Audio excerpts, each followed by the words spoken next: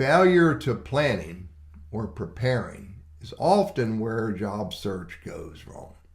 I want to share with you some ideas that you may find beneficial as you prepare to quit your job to go do something else. Let's talk about these. Quitting your job is you taking control of your career journey. There's no reason you can't quit your job as long as you're prepared to do so. Successful people will plan their career journey and then execute those plans accordingly. Let's go a little deeper. First of all, you prepare financially. A lot of financial professionals, and I actually will echo what they say, is that you need to have a certain amount of funds set aside to carry you through this journey. Maybe it's 3 months, maybe it's 6 months, maybe it's a year's worth of expenses set aside to protect you and your family. You need to understand the total compensation of your current job. Yeah, I get it. You get salary and you get vacation and sick leave, but there's also lots of other compensation points you need to pay attention to, like work from home and what's the cost of your attire and commuting, and do they give you tuition reimbursement? Do you get mentoring, company cars? The culture is the thing you want to be in. Is the leadership the kind of leadership that you want? Look at this entire package of where you are today and decide, are these the kinds of things that I want from my next job? Understand your health benefits and the needs that you have. Understand your stock options or bonuses before leaving. Develop a plan to move your 401k when you need to move your 401k, if in fact you have that. And understand your deferred comp, if you have that. How does that work? And what are your limitations for that next job that are tied to that deferred comp? Don't make a mistake there. Plan for potential unemployment gaps. It may take you time to get the right job. Prepare for that. Now, the other thing you want to do is define that career journey. Define your career goals. What is it? Determine why are you leaving this job? What is the problem with it? What does it not provide you that you want? And equally as important, what are you looking for? What are you trying to achieve in this next role? Could it be a stepping stone goal, more professional development, more growth? Or is it a big switch, another pivot to something different? You need to be clear about this. Identify the industries, the roles, and the companies that align with your skills, your aspirations, and your interests related to your career goal.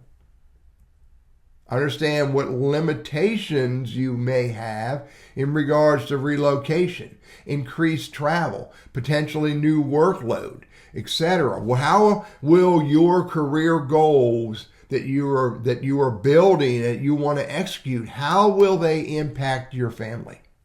These are powerful conversations to have with yourself and with others. And here's the with others part. Don't do this research alone. Don't do this ideation alone. Get into open conversations with people you know, trust, and respect, and ask for conversations. Ask for their ideas. And equally, if not more important, ask for introductions to others who may have even more and even possibly different ideas you have not considered. This is how you define your career goals. Open conversations that help you think and help you build your plan, your career goal. Then along this journey, you're going to start networking very purposefully and strategically.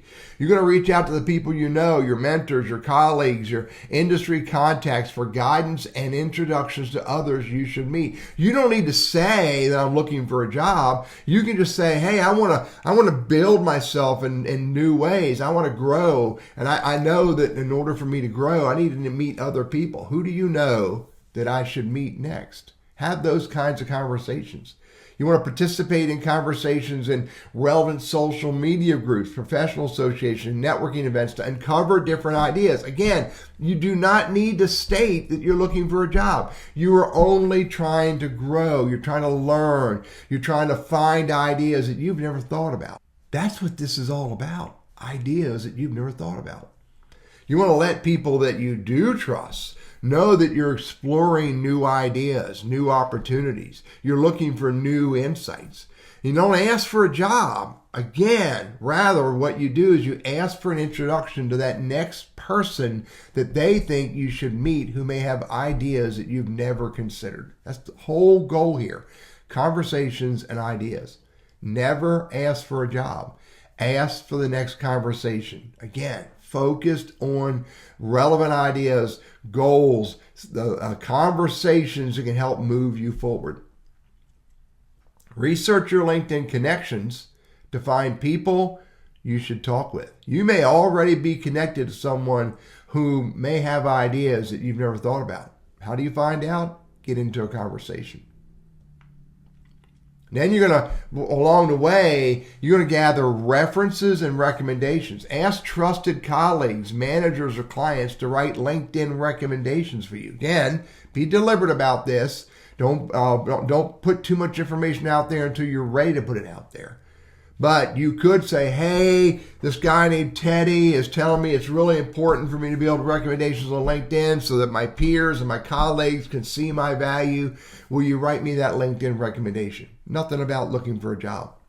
And by the way, as you're having these conversations, get personal contact information. Get their personal cell phone number, their personal email address, so that in the event that you leave and or they leave their jobs, you have personal contact information you can share with each other later on. Now, by the way, get a copy of all the contact information that you've collected in your business contact systems. Maybe you're using Outlook. Maybe you're using CRM tool or whatever. Now, I'm not telling you to steal data. What I'm telling you to do is this. Every human that you've met along the way, you should have their contact information. You should have their phone number, their email address, the company they work for, even when did you meet them. This, by the way, is a philosophy that you need to start doing now. I collect this information in my own personal contacts when I also put it in my business contact database. Get this information before you leave. And again, request relevant LinkedIn recommendations along the way where you can, where it makes sense. And again, don't share information that you don't want to share until you're ready. And when you're having these conversations about references and recommendations of people to talk with, you want to open the conversations up a little further and discover other ideas and discover other people that you should meet along the way. Again, at this point, you may not be ready to make a statement that you're preparing to leave, but you don't need to. You're trying to grow. You're trying to learn. You're trying to network. That's what you're trying to do here. And along the way, you're learning ideas. Update your resume and your LinkedIn profile. Now we're getting closer to making a statement that we're preparing to leave. Now you want to tailor your resume to highlight accomplishments and key skills using words and phrases that are relevant to the work you want to do. You don't need to make your resume public at this point. You just want to start writing it now, because the earlier you start writing your resume, the more time you have to invest in making your resume as focused and purposeful and rich with relevant information you can. So start working on that as soon as you can. Optimize your LinkedIn profile, ensuring that it's up to date with compelling and relevant headline, that your About section talks about your accomplishments and successes relevant to the work you want to do. You need to make sure that your experience section is rich with relevant information about the work that you have done in the past. So that, again, your LinkedIn profile is as supportive to your goal as you can make it at this time. Again, maybe you're not going to make a big pivot on it yet, but you want to start understanding how you can write a LinkedIn profile and a resume that supports your career journey. Compare your LinkedIn connections to your contact list. Do you have people in your contact list that you're not connected with on LinkedIn? People you know who trust and respect you. I recommend you send those people an email, say hello, and then you say, oh, by the way, I'm going to send you a LinkedIn invite to connect. Because you want to build your LinkedIn network to parallel your connections. Because there are people in your LinkedIn network who know people that you need to meet, and you don't know that based on a business card. You only know that once you connect on LinkedIn and you see who they know. And with each new conversation through this journey, go back and make sure you're connected to these people on LinkedIn, because again, you'll discover people they know that you may need to know. And if you're having conversations, you can say, oh my golly, I see you know this person. Is that person relevant to me? And if so, could you introduce me to them? You want to research companies and relevant roles. You want to identify target companies and look for people you know who may know the right people in these companies. You need to get into conversations with these right people and discover ideas around the company and around work relevant to the roles you're interested in. Conversations. You want to minimize your time on job boards, LinkedIn, Indeed, Simply Hired, Monster, Career Builder, etc. Minimize the time there and minimize talking to random recruiters. Your best job will come through a conversation, not a job posting and not a recruiter. Listen to those words. Your best job will come through a conversation. And don't apply for any job until you've had a conversation with the right people in that company or in that department. And again, the way you're going to get into those conversations with the right people is get your network, the people who trust and respect you, to introduce you to these people, which is why you must keep networking. Now, you want to apply for jobs that you discover in these conversations. And when you do apply for this job, in the cover letter, refer to the person who introduced you to this opportunity. Who is that person? Write the cover letter to highlight your experiences and accomplishments relevant to the work you will do in that role. The call to action, by the way, in this cover letter is not to forward it on to the hiring manager or to a recruiter. No, the call to action is to get into a conversation with this person. So my statement is think this way. You want to let them know that you would like to talk with them about the goals of this new hire and what value you can bring to the company and the department. The goals they have. It's not about you getting a job. It's about you solving their problems, creating the value they want to create. And don't overpitch yourself in your cover letter. That's not important. Again, you're going to include your resume because you're going to update your resume to make sure it's relevant to the role. You're going to showcase your skills, your experiences, and your accomplishments in PAR statements. PAR stands for problem or project, your actions, and your results. What happened when you did what was needed to be done. That's what PAR statements are. Powerful way to write a resume. Also a powerful way to interject these stories in your LinkedIn profile in your experience section. You want to put that cover letter as page 1 of your resume so that you have one document to send to this person whom you want to talk with. You want to email this document to the person you were introduced to. Refer to the introduction, and the call to action again is to get into a conversation to understand more about the role and the need, the goals, and so that you can find out, A, is this really a good fit for me? And B, if it is, showcase that in your conversations. Now, we can start preparing for these conversations and the interviews. You want to practice answering common interview questions. Even though you are focused on getting into conversations, the people you're talking with could very quickly turn that conversation into what they perceive as an interview. So be prepared to answer those kinds of questions. STAR method, by the way, when you're talking about behavioral questions or your tactical activities, STAR stands for situation, task, action, result. It's not much different than PAR. Problem, project, action, result. So you want to be able to answer these kinds of questions by showing what you did and the results of what you did. Prepare compelling stories that can talk about and showcase your skills, your accomplishments, your achievements, the impact you've had on business and the department you're in, relevant to the work that the job requires. You want to, again, research the company and the department and tailor your responses for each interview, each conversation. You want to know who you are being interviewed by before you show up. You want to research them on LinkedIn and maybe even their website and Facebook, Instagram, Twitter, etc. The more you know about the person on the other side of that table, the better you're going to be able to engage with them and create some level of relationship with them so that they better perceive you as a real candidate for their needs. And once you feel you are prepared, practice even more. Practice, practice, practice. The more you practice, the better you will be at engaging and at doing what you need to do in any situation, including a conversation and an interview.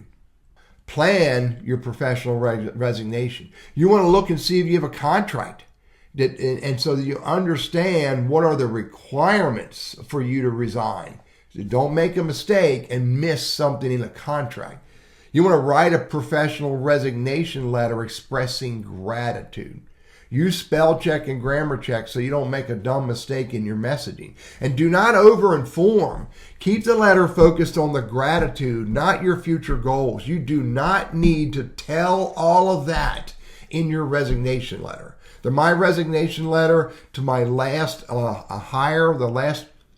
my resignation to my last boss before I started my business was, Donna, I loved working for you. I've had the time of my life doing it, and I hope I created value for you and the company.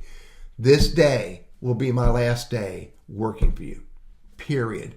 Now, she and I had a great conversation, but I didn't document my goals. That doesn't need to be documented for that company.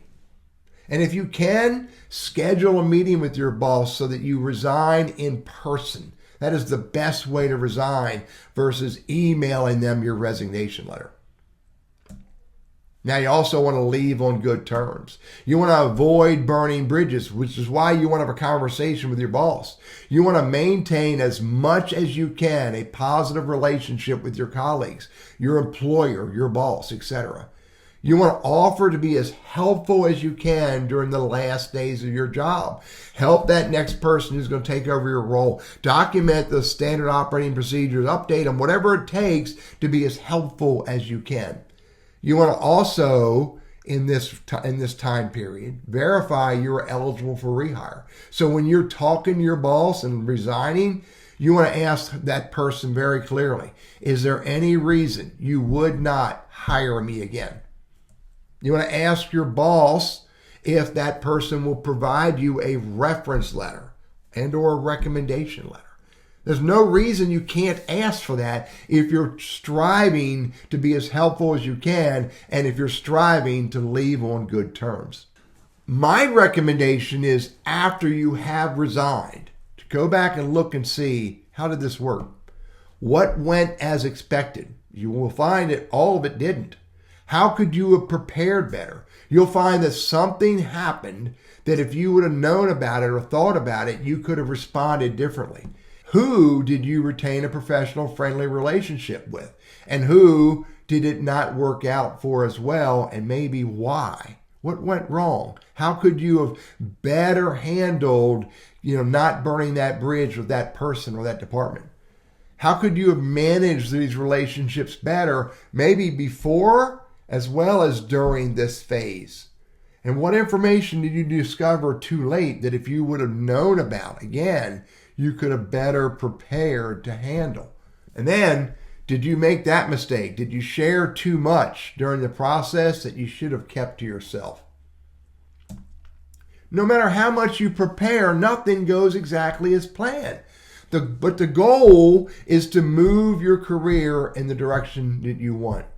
Did you do that? Are you making that happen? If not, what happened? What went wrong? What did you miss out on? What did you not take into consideration as you were preparing for this exercise? And what will you do differently next time?